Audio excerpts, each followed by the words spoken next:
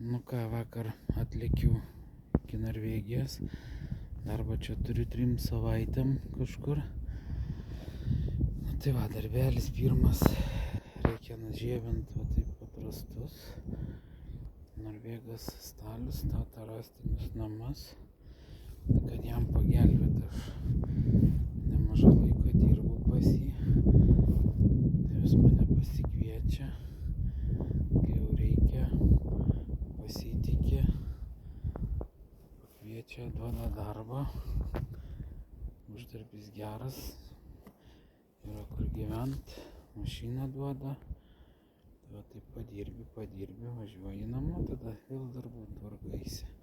Kai atsiranda pas jį darbų, vėl skambina, klausia, ar galiu atvažiuoti padėti. Tai va taip pat ir judam tarp Lietuvos, Norvegijos.